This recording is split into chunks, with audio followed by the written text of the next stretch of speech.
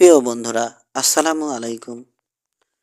আমি এখন পড়তে যাচ্ছি পল্লী কবি জসীমউদ্দিনের বাঙালির হাসির গল্প থেকে আরও একটি গল্প। নাম অচ্ছুত। কাককে কেহ ভালোবাসে না, তার গায়ের রং কালো, কথার সুরও কর্কশ।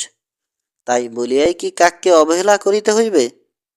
সকলেই কি সুন্দর, সকলের স্বরে কি মিষ্টি?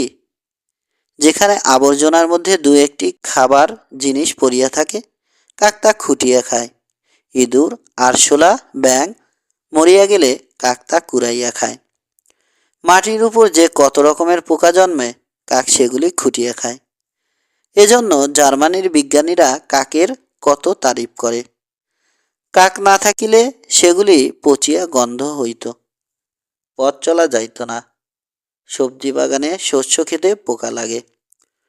অন্যান্য পাখিদের মতো কাকও তাহাদের ধরিয়া খায়। সেই জন্যই তো বাগান ভরা এত রকমের সবজি, ক্ষেত ভরা এত রকমের শস্য। তবু সবাই কাককে অবহেলা করে। কাছে আসিলে দুরু দুরু করিয়া তাড়াইয়া দেয়। কাকের কাকের ভারী ইচ্ছা করে, আর সব পাখিদের সঙ্গে সে খুব ভাব করে। তাদের সঙ্গে মিশিতে পারিলে সে জাতে উঠিতে পারে।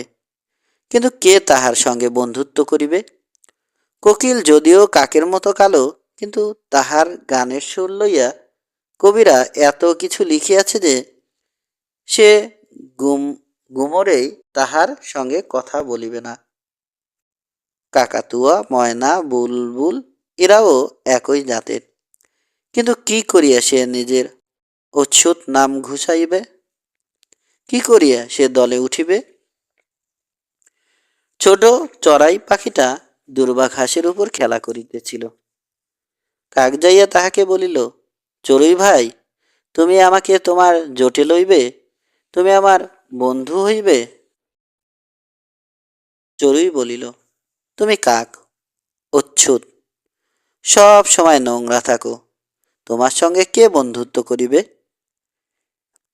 কাক বলিল, দেখো ভাই, আমি গরিব কাক, টাকা পয়সা নাই যে আর সব পাখিদের মতো রং বেরঙের পোশাক পরিব। আমি পথে ঘাটের কত নোংরা জিনিস খাই, সেই জন্যই আমি কিছুটা নোংরা। কিন্তু এ কথাটাও মনে রাখিও, আমি না থাকিলে পথে ঘাটে দুর্গন্ধ হইত, তোমরা চলিতে পারিতে না। দেখো ভাই, তুমি যদি আমার বন্ধু হও, তবে তোমার নিকট হইতে আমি পরিষ্কার পরিচ্ছন্ন থাকার শিক্ষা লইব। বুনিয়াদি ঘরের তোমরা, আমাদের সঙ্গে মেশো না বলিয়াই তো আমরা ভালো হইয়া থাকিবার শিক্ষা পাই না। চড়ুই পাখি ভাবে, একটা ছোট লোক আসিয়া কি বকর বকর লাগাইল। কিন্তু সে বড় ঘরের ছেলে, মুখে একটু ভদ্রতার ভাব দেখাইয়া বলিল, আচ্ছা, যা নদী হইতে ঠোঁট দুইটি ভালো মতো ধুইয়া আয়, তখন তোর সঙ্গে মেলামেশা করিব। নদী যে তার পানিতে কাককে ঠোঁট ধুইতে দিবে না, চড়ুই তাহা জানিত। কাক নদীর কাছে যাইয়া বলিল, নদী ভাই, নদী ভাই, দাও জল, ধুবো ঠোঁট, তবে নেব চড়ুইয়ের জোট। নদী বলিল, দূর বেটা কাক, তুই অচ্ছুত, আমার জলে যদি তোর ঠোঁট ধুইতে দেই, তবে আমিও অচ্ছুত হইব। ব্রাহ্মণ পণ্ডিতেরা আর আমার জলে নাহিতে আসিবে না। মুখখানা বেজায় করিয়া কাক চলিয়া যাইতেছিল।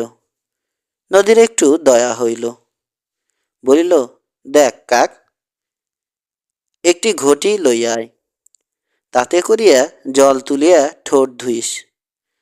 কিন্তু ঘটি কোথায় পাওয়া যায়? কাক কুমারের বাড়িতে গেল। কুমার ভাই, কুমার ভাই, দাও ঘটি, ভরব জল, ধুবো ঠোঁট, তবে নেব চড়ুইয়ের জোট।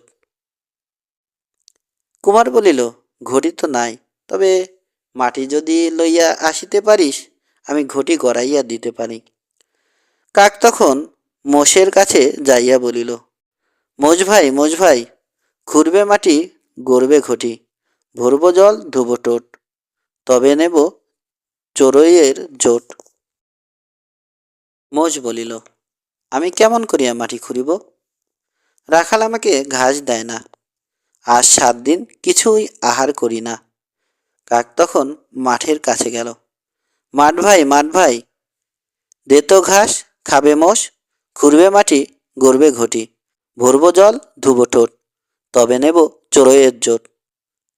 মাঠ বলিল, ঘাস তো আছে, কিন্তু কাটিয়ে দিবে কে? কাক তখন রাখালের কাছে গেল। রাখাল ভাই, রাখাল ভাই, কাটো ঘাস, খাবে মোষ, খুঁড়বে মাটি, গড়বে ঘটি, ভরবো জল, ধুবো ঠোঁট, তবে নেব চড়ুইয়ের জোট। রাখাল বলিল, কি দিয়া ঘাস কাটিব, আমার যে কাস্তে নাই। কাক তখন কামার বাড়ি গেল। কামার ভাই, কামার ভাই, গড় কাস্তে নেবে রাখাল, কাটবে ঘাস, খাবে মোষ, খুঁড়বে মাটি, গড়বে ঘটি, ভরবো জল, ধুবো ঠোঁট, তবে নেব চড়ুইয়ের জোট। কামার বলিল, কি করিয়া কাস্তে গড়িব, আগুন নিভিয়া গিয়াছে, আগুন লইয়া আয়, তবে কাস্তে গড়িব। কাক তখন গেরস্ত বাড়িতে গেল। গেরস্ত ভাই, গেরস্ত ভাই, দাও আগুন, গড়বে কাস্তে, কাটবে ঘাস, খাবে মোষ, খুঁড়বে মাটি, গড়বে ঘটি, ভরবো জল, ধুবো ঠোঁট, তবে নেব চড়ুইয়ের জোট। গৃহস্থ তখন এক হাতা আগুন আনিয়া কাককে দিল। কিসে করিয়া আগুন লইবে কাক? কিন্তু আগুন লইয়া না গেলে তো সে যাতে উঠিতে পারিবে না। অশ্বথ হইয়া থাকার চাইতে মরণও ভালো। সে তার পাখা পাতিয়া দিল আগুন লইবার জন্য। পাখায় আগুন লইয়া যেই কাক আকাশে উড়িয়াছে, অমনি সে পুড়িয়া মরিয়া গেল। সমাপ্ত।